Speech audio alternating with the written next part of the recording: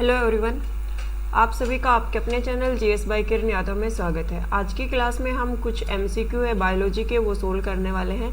MCQ हम किससे related solve करेंगे? एक तो जो पादप हार्मोन्स हैं उनसे रिलेटेड, दूसरा हम यहाँ पे जो फोटोसिंथेसिस की प्रोसेस चलती है, प्रकाश संश्लेषण की प्रक्रिया है, उससे रिलेटेड एमसीक्यू है वो आज हम यहाँ पे सोल्व करने वाले। तो स्टार्ट करते हैं। अपने पास फर्स्ट क्वेश्चन है, किस पादप हार्मोन का उपयोग घायल कोशिकाओं में होता है? कि कौन सा जो पादप हार्मोन है वो घायल कोशिकाओं की, पौधे की जो घायल कोशिकाएं हैं, डैमेज हो चुकी हैं, उनके जख्म हैं, उनको सही करने के लिए यूज किया जाता है। तो फर्स्ट ऑप्शन है अपने पास ऑक्सिन, सेकंड है इथाइलिन, थर्ड है फ्लोरिजेंस एंड फोर्थ है traumatin. Which plant hormone is used in the injured cell? कौन सा प्लांट हार्मोन है जो इंजर्ड सेल को सही करने में, which fill the wound of the plant, उसको सही करने में, उसकी जो क्षति है, उसका डैमेज है, उसको सही करने में हेल्प करेगा? ऑक्सिन करेगा या इथाइलिन करेगा या फ्लोरिजेंस करेगा या टर्मेटिन हार्मोन है वो यहाँ पे हेल्प करेगा? तो हमने पढ़ा था कि कोई प्लांट डैमेज हो चुका है तो उसके लिए जो टर्मेटिन हार्मोन होता है, जो सेकेंडरी हार्मोन है, जो वो यहाँ पे काम करेगा कि जो डैमेज हो चुका है उसको सही करने का काम वो हार्मोन यहाँ पे करता है। तो जो अपना फोर्थ ऑप्शन है, डी ऑप्शन है, वो हमारा यहाँ पे राइट आंसर होगा कि जो टर्मेटिन हार्मोन है वो क्या कर रहा है, जो प्लांट डैमेज हो चुका है उसको सही करने का, उसके जो वाउंड्स हैं, उनके जो घाव हैं, उनको सही करने का काम करता है। नेक्स्ट क्वेश्चन है, निम्न में से फूल खिलाने वाला हार्मोन किसे कहा जाता है? कौन सा हार्मोन है जो फूल की पंखुड़ियां हैं उनको खिलाने में हेल्प करेगा? जो फूल है वो कंप्लीट, जैसे ही सूरज का प्रकाश पड़ेगा उसके ऊपर, वो उसको पूरा का पूरा ओपन कर देगा। तो कौन सा हार्मोन होगा? एथिलीन होगा या फ्लोरेजेंस होगा या ट्रामेटिन होगा या जिबरेलिन होगा? तो हमें पढ़ा था कि फ्लोरेजेंस होता है वो क्या करता है कि फूल की पंखुड़ियां उनको खिलाने में, उनको ओपन होने में हेल्प करता है। तो जो बी ऑप्शन है वो हमारा यहाँ पे राइट आंसर हो जाएगा। बी ऑप्शन है वो हमारा यहाँ पे राइट आंसर हो जाएगा। नेक्स्ट क्वेश्चन अपने पास, निम्न में से गैसीय रूप में पाया जाने वाला पादप हार्मोन कौन सा? कौन सा हार्मोन है जो गैसियस फॉर्म में पाया जाएगा? कौन सा प्लांट हार्मोन है जो गैसियस फॉर्म में, गैस के रूप में पाया जाता है, वो हमें यहाँ पर बताना है। फर्स्ट ऑप्शन है इथिलीन, सेकंड है फ्लोरिजेंस, थर्ड है एब्सिसिक एसिड, फोर्थ है इनमें से कोई भी नहीं। तो हमने पढ़ा था कि भाई एक ही हार्मोन था, एकमात्र हार्मोन था जो कि गैसियस फॉर्म में पाया जाता है और फलों को पकाने में वो हेल्प करता है। तो वो कौन सा था? एथिलीन। जो इथाइलिन हार्मोन है वो क्या कर रहा था? गैसियस फॉर्म में प्रेजेंट था और प्राकृतिक रूप से पौधों को पकाने का काम करता है। तो ए ऑप्शन हमारा यहाँ पे राइट आंसर हो जाएगा। नेक्स्ट क्वेश्चन है, पादप हार्मोन साइटोकाइनिन का नामकरण किसने किया था? जो पादप हार्मोन है साइटोकाइनिन, उसका नाम किसने दिया था? खोज नहीं पूछ रहा है, नाम पूछ रहा है। तो फर्स्ट ऑप्शन है मिलर, सेकंड है लिथाम, थर्ड है बर्ग और डी ऑप्शन है इनमें से कोई भी नहीं। कि प्लांट हार्मोन साइटोकाइनिन है उसका नाम किसने दिया था? मिलर ने दिया था, लिथाम ने दिया था, बर्ग ने दिया था। तो साइटोकाइनिन की खोज पूछता तो मिलर ऑप्शन हमारा सही हो जाता, लेकिन यहाँ पे इसने पूछा क्या है? नामकरण का, कि उसका नाम किसने दिया था। तो जो साइटोकाइनिन हार्मोन है उसका नामकरण किसने किया था? लिथाम ने किया था। बी ऑप्शन हमारा यहाँ पे राइट आंसर हो जाएगा। नेक्स्ट क्वेश्चन है, पादप हार्मोन साइटोकाइनिन की खोज किसने की थी? देखो आ गया क्वेश्चन, पहले पूछा नामकरण, अब पूछ लिया खोज, कि उसकी खोज किसने की थी? साइटोकाइनिन हार्मोन है उसकी खोज किसने की थी वो हमें यहाँ पर बताना है। तो फर्स्ट है क्रूसोवा, सेकंड है डार्विन, थर्ड है मिलर एंड फोर्थ है इनमें से कोई नहीं। तो हमें पता है कि भाई मिलर ने खोज की थी और जो लिथाम है उसने नाम दिया था। तो साइटोकाइनिन की खोज किसने की? मिलर ने की। तो सी ऑप्शन है हमारा यहाँ पे राइट आंसर हो जाएगा।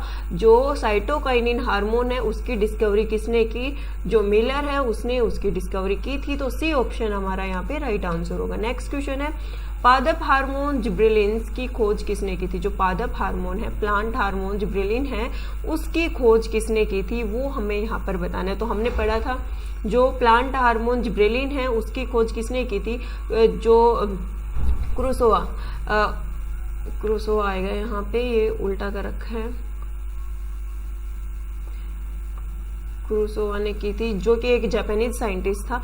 तो अपने पास ऑप्शन फर्स्ट है डार्विन, सेकंड है क्रूसोवा, फोर्थ है मिलर एंड डी है बर्ग। तो जो क्रूसोवा है इसने किसकी खोज की थी? पादप हार्मोन जो जिब्रेलिन है उसकी खोज की थी। बी ऑप्शन हमारा यहाँ पे राइट आंसर हो जाएगा। नेक्स्ट क्वेश्चन है निम्नलिखित में से ऑक्सीन की खोज किसने की थी? जो ऑक्सीन हार्मोन है उसकी डिस्कवरी किसने की थी वो हमें यहाँ पर बताना है। ऑक्सीन हार्मोन की डिस्कवरी किसने की थी वो हमें यहाँ पर बताना है। ए ऑप्शन है हमारे पास डार्विन, सेकंड है क्रूसोवा, थर्ड है मिलर एंड फोर्थ है लिथाम। तो हमें पता है कि चार्ल्स डार्विन था, उन्होंने खोज की थी किसकी? ऑक्सीन हार्मोन की। तो ए ऑप्शन है हमारा यहाँ पे वो राइट आंसर हो जाएगा। ए ऑप्शन यहाँ पे राइट आंसर होगा। नेक्स्ट क्वेश्चन है डार्विन ने पादप हार्मोन ऑक्सीन की खोज कब की थी? जो ऑक्सीन हार्मोन है उसकी डिस्कवरी कब की थी, कौन से ईयर में की थी, कौन सी साल में की थी वो बताना है। पहले साइंटिस्ट का नाम पूछा, अब उसकी ईयर पूछी कि कौन से साल में उन्होंने खोज की थी। फर्स्ट ऑप्शन है 1880, सेकंड है 1926, थर्ड है 1955 एंड फोर्थ है 1962। तो जो ऑक्सीन हार्मोन है उसकी खोज कब हुई थी? 1880 में हुई थी। 1880 ईस्वी में जो ऑक्सीन हार्मोन है उसकी खोज हुई थी। किसने की थी? चार्ल्स डार्विन ने की थी। तो यहाँ पे ईयर पूछी है तो हम बता सकते हैं कि भाई 1880 में चार्ल्स डार्विन ने किसकी खोज की थी? जो ऑक्सीन हार्मोन है उसकी खोज की थी। तो ए ऑप्शन हमारा यहाँ पे राइट आंसर हो जाएगा। नेक्स्ट क्वेश्चन है निम्न में से सबसे बड़ी पत्ती वाला पौधा कौन सा है? कौन सा पौधा है जिसकी सबसे बड़ी पत्ती पाएगी? लार्जेस्ट लीफ कौन से प्लांट की होगी वो हमें यहाँ पर बताना है। तो फर्स्ट ऑप्शन है विक्टोरिया रिजिया, सेकंड है पेपावर सोमनिफेरम, थर्ड है सिकोयो एंड फोर्थ ऑप्शन है उपरोक्त सभी। तो इनमें से कौन सा प्लांट है जिसकी पत्ती सबसे बड़ी होती है? तो वो होगा ऑप्शन ए विक्टोरिया रिजिया। जो लार्जेस्ट लीफ होगी वो कौन से प्लांट की होगी? विक्टोरिया रिजिया जो प्लांट है उसकी लार्जेस्ट लीफ होती है। नेक्स्ट क्वेश्चन है वैज्ञानिक क्रूसोवा ने पादप हार्मोन जिब्रेलिन की खोज कौन सी ईयर में की थी? यहाँ पे पूछा गया है जिब्रेलिन हार्मोन की खोज कब हुई थी, कौन से साल में हुई थी वो हमें यहाँ पर बताना है। तो फर्स्ट ऑप्शन अपना 1880, सेकंड है 1926, थर्ड है 1955, डी ऑप्शन है 1962। 1880 में हुई थी या 1926 में हुई थी या 1955 में हुई थी या 1962 में हुई थी? तो जिब्रेलिन हार्मोन की खोज कब हुई थी? 1955 में हुई थी। जिब्रेलिन हार्मोन है उसकी खोज कब हुई थी? 1955 में। सी ऑप्शन हमारा यहाँ पे राइट आंसर हो जाएगा। नेक्स्ट क्वेश्चन है name the plant hormone which responsible for ripening of fruit. कौन सा प्लांट हार्मोन है, पौधों में पाया जाने वाला हार्मोन है जो फलों को पकने के लिए जिम्मेदार है, फलों को पकाने में सहायता करता है, प्राकृतिक रूप से पकाने में सहायता करता है। तो ऑप्शन फर्स्ट है इथाइलिन, सेकंड है ऑक्सीन, थर्ड है ट्रोमेटिक एंड फोर्थ है साइटोकिनिन्स। तो जो इथाइलिन हार्मोन है जो गैसियस फॉर्म में पाया जाता है वो क्या करता है? जो प्लांट का फ्रूट है उसको पकाने में, नेचुरली उसको प्राकृतिक रूप से पकाने में सहायता करता है। तो अपना जो ए ऑप्शन है वो यहाँ पे राइट आंसर हो जाएगा। नेक्स्ट क्वेश्चन है हमारे पास which plant hormone is helpful in making RNA and protein.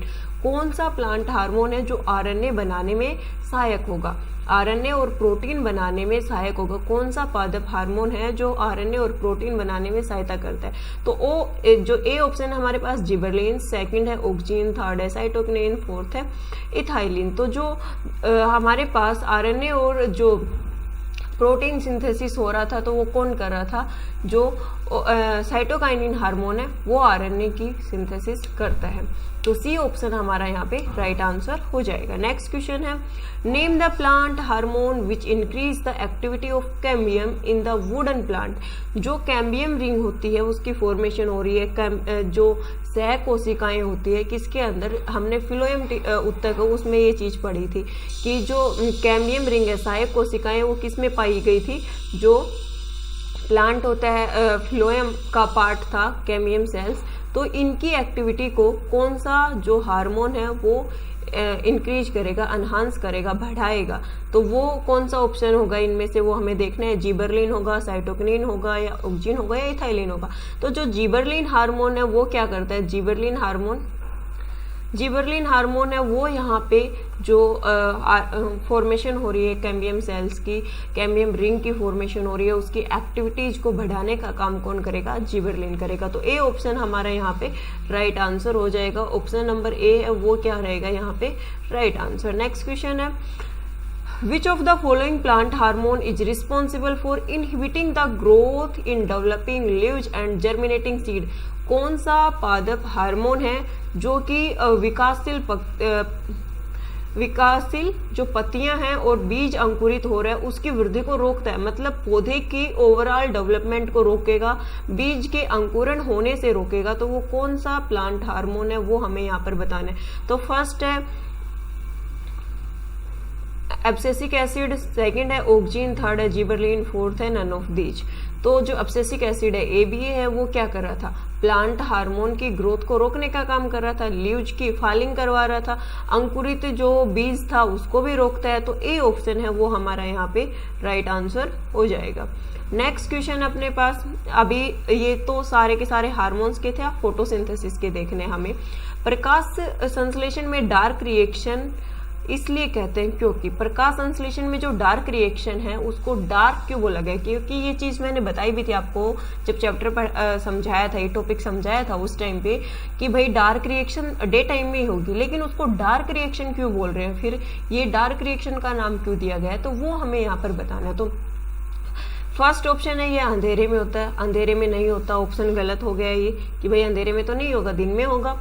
Second है इससे प्रकाश ऊर्जा की जरूरत नहीं होती। थर्ड है यह है दिन के समय नहीं होता, अंधेरे में होना और दिन के समय होना एक ही बात है, गलत हो गया है। ये रात में अधिक तेजी से होता है, रात में नहीं होता है, ये दिन में होता है। इसमें क्या होता है कि उसमें ऊर्जा की जरूरत नहीं होती, जो लाइट रिएक्शन वाला पार्ट था वहां पे जो ऊर्जा बनेगी उसी ऊर्जा को कौन यूज करता है? डार्क रिएक्शन के जो पार्ट है वो यूज करेगा। डार्क रिएक्शन स्ट्रोमा में हो रही थी, लाइट रिएक्शन ग्रेना में हो रही थी। ग्रेना में जो एनर्जी बनेगी, जो ऊर्जा बनेगी, उसका कौन यूज करेगा? डार्क रिएक्शन है वो यूज करेगी, डार्क प्रतिक्रिया है वो यूज करेगी। तो बी ऑप्शन है वो हमारा यहाँ पे राइट आंसर होगा।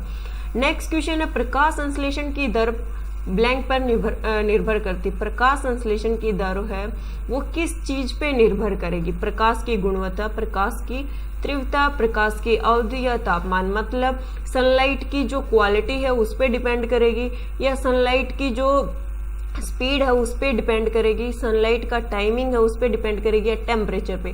तो जितनी देर तक सनलाइट रहेगी, जितनी देर तक सूरज का प्रकाश आएगा, उतनी ही देर तक प्रकाश संश्लेषण की क्रिया वो चलेगी। तो जो टाइमिंग है, जो अवधि है प्रकाश की, उसके ऊपर निर्भर जो करती है, जो प्रकाश संश्लेषण की प्रक्रिया वो उसके ऊपर निर्भर करती है कि कितनी देर तक वो यहाँ पे रहती है। दूसरा यहाँ पे जैसे कि प्रकाश की गुणवत्ता बोल रखा है, प्रकाश की तीव्रता बोल रखा है और तापमान बोल रखा है। तो ये सारे के सारे ऑप्शन हमारे सही होंगे। प्रकाश की गुणवत्ता पे भी करेगी, प्रकाश की तीव्रता पे भी और अवधि पे भी, लेकिन तापमान पे डिपेंड नहीं करते कि तापमान हाई है या लो है। तो डी ऑप्शन है वो हमारा यहाँ पे राइट आंसर होगा कि प्रकाश संश्लेषण की दर किस पे निर्भर नहीं करेगी? तापमान पे नहीं करेगी, क्योंकि तापमान तो ऑब्वियसली अपने आप घटेगा बढ़ेगा जिस हिसाब से सूरज का प्रकाश आ रहा है। प्रकाश की गुणवत्ता कैसी है, तीव्रता है, उसका टाइमिंग, कितने देर तक वहां पे सनलाइट आ रही है, कितनी देर तक सूरज की रोशनी आ रही है, तो उस चीज के ऊपर इन सारे के सब पे डिपेंड करता है, लेकिन तापमान के ऊपर डिपेंड नहीं करता। तो डी ऑप्शन हमारा यहाँ पे राइट आंसर होगा। नेक्स्ट क्वेश्चन है उस रंग का नाम बताइए जो पौधे में प्रकाश का अवशोषण का काम करता है। उस पिगमेंट का नाम बताना है हमें, उस वर्णक का नाम बताना है यहाँ पे जो सूरज का प्रकाश आ रहा है उसका अवशोषण करता है। तो फर्स्ट ऑप्शन है हमारे पास क्लोरोफिल, सेकंड है रंध्र, थर्ड है जाइलम, फोर्थ है फिलोएम। तो हमें पता है कि भाई रंध्र स्टोमेटा है वो तो क्या करे, गैसेज का एक्सचेंज की CO2 अंदर जाएगी, ऑक्सीजन बाहर जाएगी, उस चीज को देखते हैं। जाइलम है वो क्या कर रहा है, पानी भेजने का। ये तो पहली बात तो पिगमेंट ही नहीं है ये तीनों के तीनों। जाइलम है वो पानी भेजने का काम कर रहा है, फिलोएम फूड भेजने का काम कर रहा है। बच गया कौन, क्लोरोफिल। तो क्लोरोफिल वर्णक है, वही तो मेन रोल प्ले करता है, इंपॉर्टेंट रोल प्ले करता है, क्लोरोफिल है। उसी की वजह से फोटोसिंथेसिस की प्रक्रिया कंटिन्यू चलती है कि जब सनलाइट पड़ेगी, सूरज का प्रकाश पड़ेगा तो क्लोरोफिल एक्टिव होगा और प्रकाश संश्लेषण की प्रक्रिया चलेगी। तो ए ऑप्शन है वो हमारा यहाँ पे राइट आंसर होगा। नेक्स्ट क्वेश्चन है क्लोरोफिल ए और बी में मौजूद धातु का नाम बताना है। ए और बी में क्लोरोफिल किससे बना होता है उस धातु का नाम बताना। फिर चाहे क्लोरोफिल की कोई भी टाइप आ जाए, ए आ जाए, बी आए, सी आए, कोई भी टाइप आ जाए क्लोरोफिल की, सब में कौन एक ही धातु पाई जाती है, क्योंकि क्लोरोफिल एक ही धातु से बना हुआ होता है। तो फर्स्ट ऑप्शन दे रखा है हमारे पास लोहा, सेकंड है तांबा, थर्ड है मैग्नीशियम, फोर्थ है मैग्नीज। तो जो क्लोरोफिल है वो किससे बना है, मैग्नीशियम से बना है। तो क्लोरोफिल ए और बी क्लोरोफिल के टाइप है, प्रकार है, क्लोरोफिल के ही प्रकार है, तो वो किससे बने होंगे, मैग्नीशियम से बने होंगे। तो सी ऑप्शन है वो हमारा यहाँ पे राइट आंसर होगा। नेक्स्ट क्वेश्चन है, प्रकाश संश्लेषण की रचनात्मक इकाई का नाम बताइए। जो प्रकाश संश्लेषण है उसकी रचनात्मक इकाई कौन सी होगी, कहाँ पे हो रही थी प्रकाश संश्लेषण की पूरी प्रक्रिया। तो फर्स्ट ऑप्शन है थाइलाकोइड, सेकेंड है ग्रेना आ गई, टाइपिंग मिस्टेक हो रही है, स्ट्रोमा एंड क्लोरोफिल। तो जो ग्रेना तो पूरा के पूरा जो थाइलाकोइड हमारा बन रहा था, ये पूरे की पूरी जो स्टैक जैसी था उसको हम क्या बोल रहे थे, ग्रेना बोल रहे थे, और इसमें तरलीय पदार्थ था उसको हम स्ट्रोमा बोल रहे थे। तो ये तो पूरा ग्रेना हो गया, लेकिन यहाँ पे तो एक इकाई पूछी है, तो ये एक इकाई, ये क्या थे, थाइलाकोइड थे। तो जो संरचनात्मक इकाई होती है जो प्रकाश संश्लेषण की, वो क्या होगी, थाइलाकोइड होगी।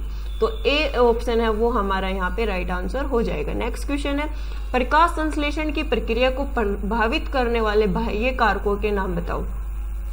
कौन है जो प्रकाश संश्लेषण की प्रक्रिया है उस पे इफेक्ट पहुंचाएगा, मतलब उसको ये काम, मतलब उसके ऊपर कोई ना कोई प्रभाव डालेगा, कम करेगा या तेज करेगा, उसके ऊपर एक इफेक्ट डालने का काम करेगा। तो फर्स्ट ऑप्शन है प्रकाश की तीव्रता, सेकंड है कार्बन डाइऑक्साइड की सघनता, थर्ड है तापमान एंड फोर्थ है उपरोक्त सभी। तो प्रकाश की तीव्रता, सनलाइट की जो स्पीड है उसके ऊपर भी डिपेंड करेगा, कार्बन डाइऑक्साइड के ऊपर भी डिपेंड करेगा, तापमान पे भी, और तो फिर सब पे डिपेंड कर रहा है। तो ऑप्शन क्या हो जाएगा, उपरोक्त सभी। डी ऑप्शन हमारा यहाँ पे राइट आंसर हो जाएगा। नेक्स्ट है, प्रकाश संश्लेषण की संरचनात्मक इकाई, ये रिपीट हो गया, ये पहले समझा दिया है, कौन होगा, थाइलाकोइड। थाइलाकोइड है उसमें प्रकाश संश्लेषण की प्रक्रिया कंप्लीट होती है, तो संरचनात्मक इकाई हो जाएगी थाइलाकोइड। नेक्स्ट क्वेश्चन है, प्रकाश संश्लेषण में डार्क रिएक्शन इसलिए कहते हैं, ये भी रिपीट हो गया ये रिपीट हो गया। डार्क रिएक्शन किस वजह से बोल रहे थे, क्योंकि उसमें ऊर्जा की जरूरत नहीं पड़ती, बी ऑप्शन है वो इसमें राइट आंसर होगा। नेक्स्ट है, प्रकाश संश्लेषण होता है, प्रकाश संश्लेषण की प्रक्रिया होगी कहाँ, फोटोसिंथेसिस की प्रक्रिया कहाँ होगी, न्यूक्लियस में होगी या माइटोकॉन्ड्रिया में होगी या क्लोरोप्लास्ट में होगी या पेरोक्सिसोम में होगी। तो प्रकाश संश्लेषण की प्रक्रिया कहाँ होती है, क्लोरोप्लास्ट में ही होती है। ए जो सी ऑप्शन है हमारा ये यहाँ पे राइट आंसर होगा। नेक्स्ट है, प्रकाश संश्लेषण की प्रक्रिया के उपरांत बनने वाले उत्पाद क्या है। जो उप उत्पाद मतलब उसका प्रोडक्ट क्या होगा फोटोसिंथेसिस का, वो बताना है। ऑक्सीजन व जल, ग्लूकोज, कार्बन डाइऑक्साइड या फिर लाइट।